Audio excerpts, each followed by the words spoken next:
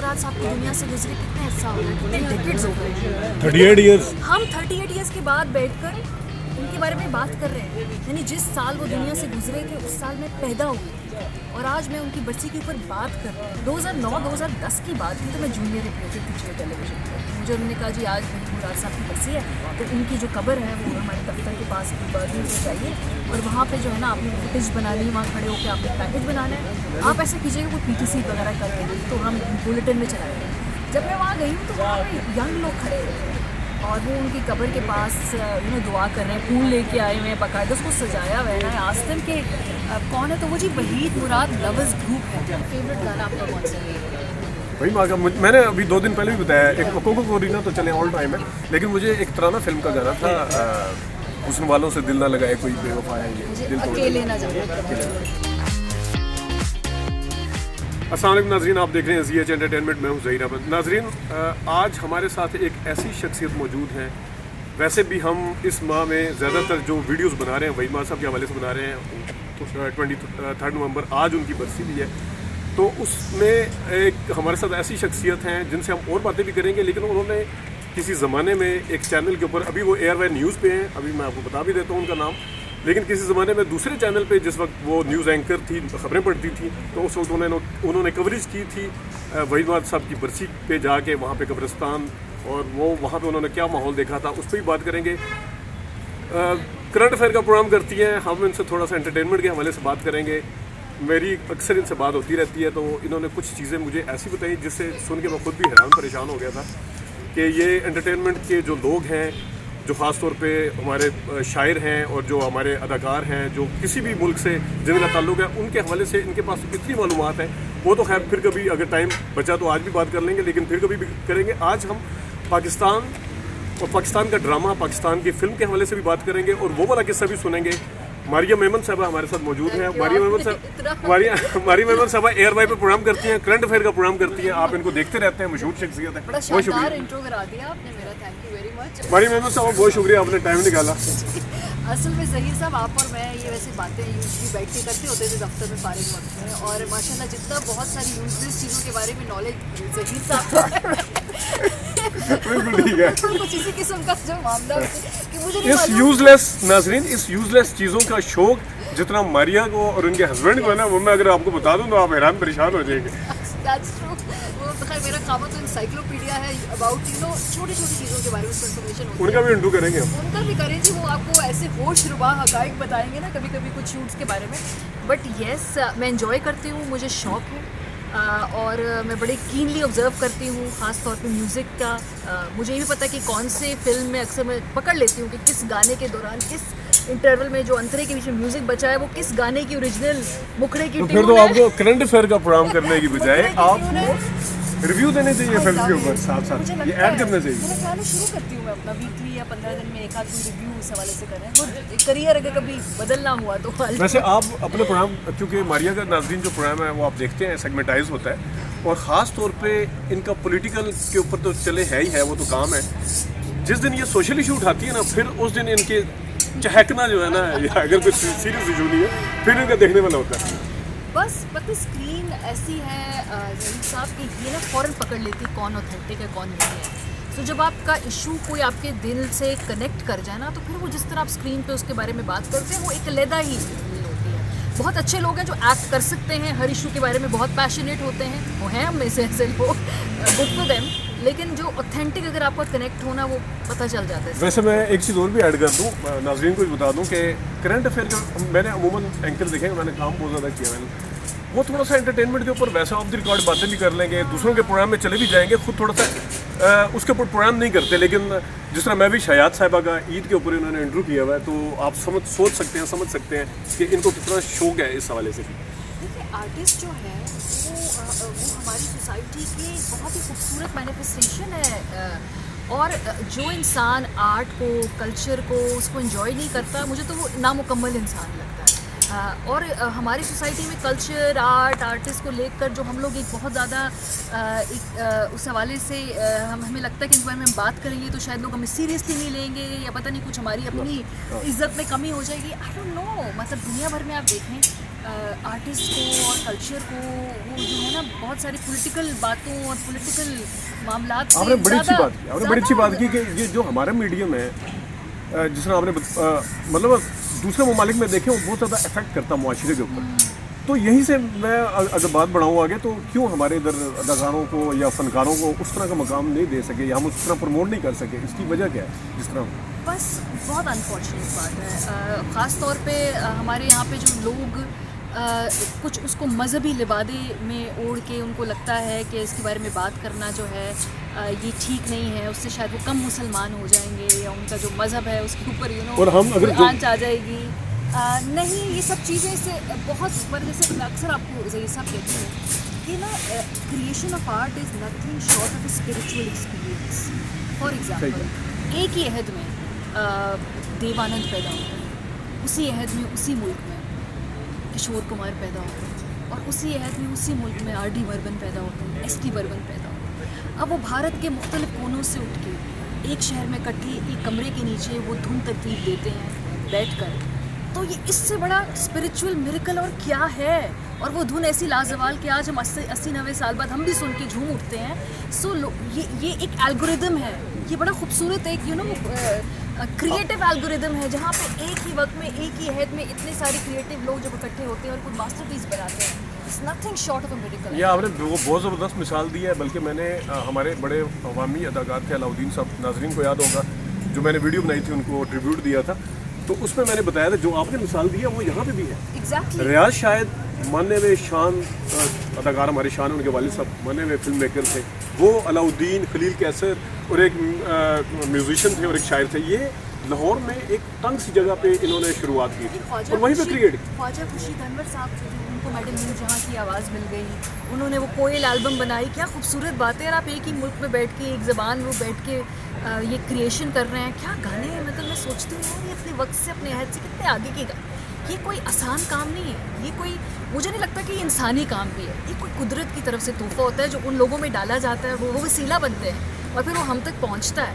इसको दुनिया भर में कहीं भी अप्लाई कर ले। मैंने पाकिस्तान की एग्जांपल अगर देनी तो मैडम और ख्वाजा खुर्शीद अनवर की जो कुछ कोलैबोरेशन है ब्यूटीफुल वो तो आज भी सुने जाते हैं। और मैं दोबारा एक ड्रामा या फिल्म की तरफ आऊँ, आजकल की फिल्म हमारी कहाँ खड़ी हुई है?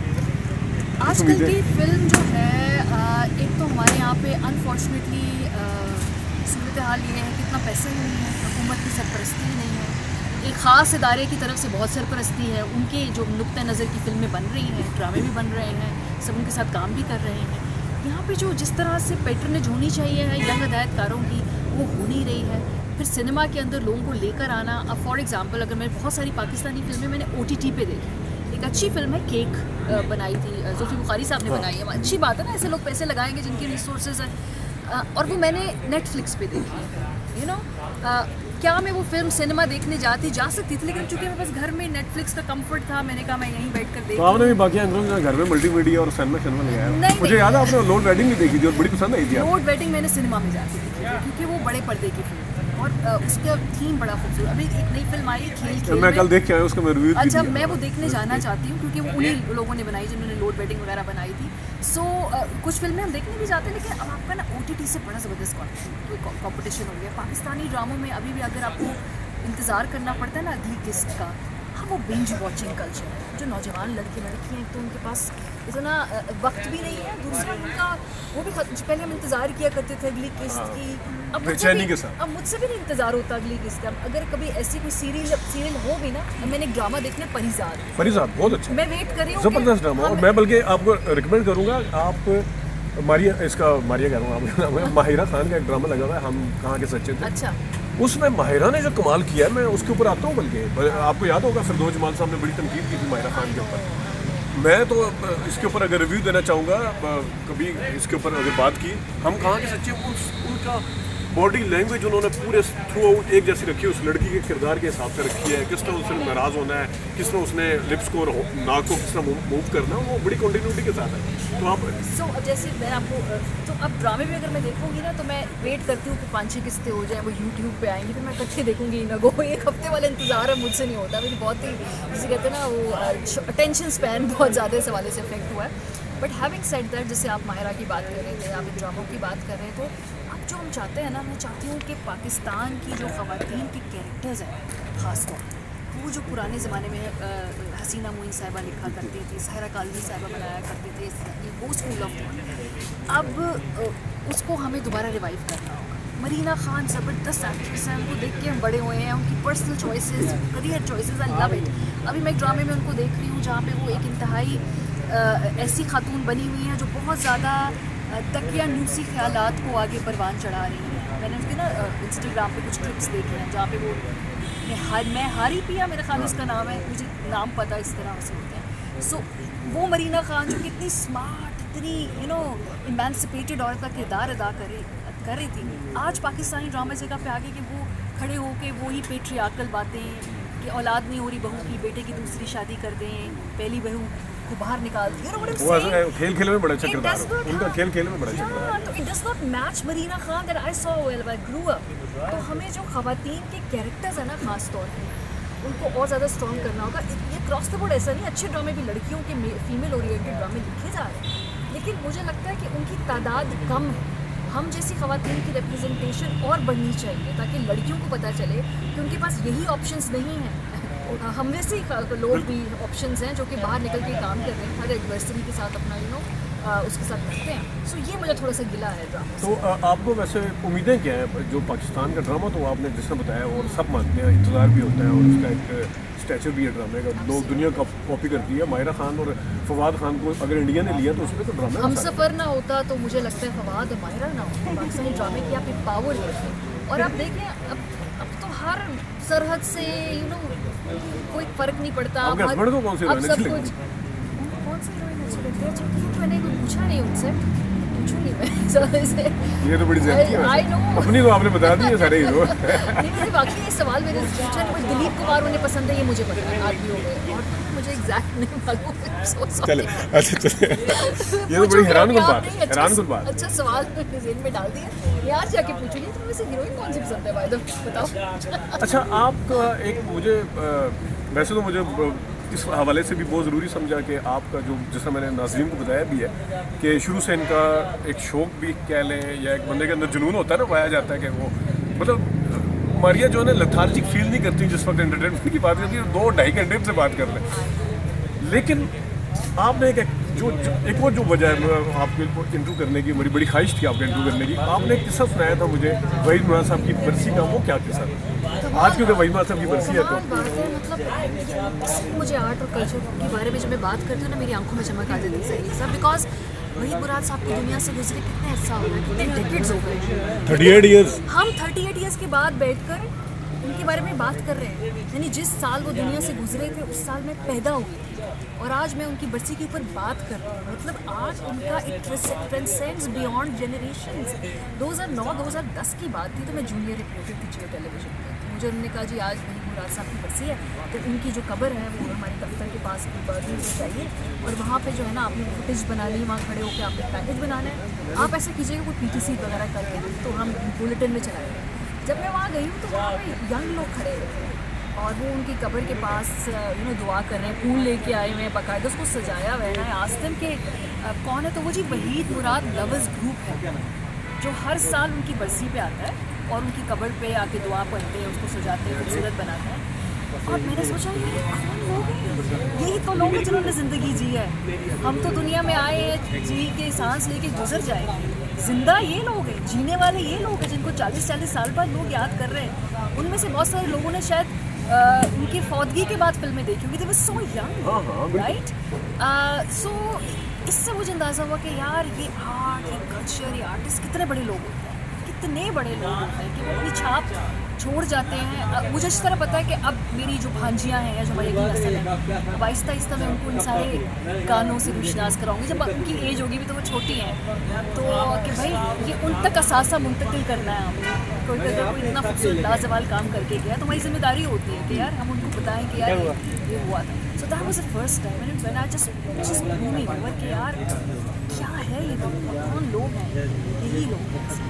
तो मारिया आपको बहुत शुक्रिया। नाज़रीन, बड़ा मेरा दिल कर रहा है कि लंबी बात करें, और मेरा खुद भी मुझे शौक़ है इस चीज़ का, आप देखते हैं एंटरटेनमेंट का बनाया है, लेकिन ज़ाहिर है बाद में भी करते रहेंगे। आज एक तो मुझे इस हवाले से 23 नवंबर के हवाले से मारिया मेमन की वो बात याद आई, तो मैंने कहा वो ज़रूर आपसे भी शेयर करूँ। मैंने पहले भी सोचा हुआ था, लेकिन फॉर्चुनेटली इन्होंने हमें टाइम भी दे दिया।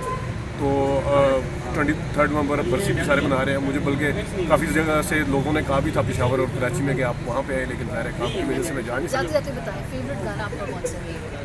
वही माँ का मैंने अभी 2 दिन पहले भी बताया, एक कोको कोरीना तो चले ऑल टाइम है, लेकिन मुझे एक तराना फिल्म का गाना था, हुस्न वालों से दिल ना लगाए कोई बेवफा है ये मुझे दिल तोड़ दे। अकेले ना जाना कभी छोड़। मेरा फेवरेट मतलब वो जब गाना अभी भी मैं सुनती हूँ, मेरी प्लेलिस्ट में है और वो मैं सुनती हूँ। क्या बात है, क्या खूबसूरत सॉन्ग है। और आई होप कि हम अपने अगले जनरेशन में मुंतकिल कर सकें love for our culture and our. बहुत शुक्रिया मारिया मेमन साहबा। नाजरीन, आपने इंटरव्यू सुना मारिया मेमन साहबा का। आज के दिन के हवाले से हम अगर वहाँ नहीं जा सके तो यहाँ पे बैठ के वो वाला दिन हमने याद करने की कोशिश की है और उस शख्सियत को भी याद करने की कोशिश की है। ओवरऑल भी थोड़ी सी मारिया मेमन साहबा से बात की है कि ड्रामा और फिल्म कहाँ खड़ी, आपने सुना भी। हम इनसे दोबारा भी कोशिश करेंगे बात करने की। आज के लिए इतनी इजाज़त दीजिए।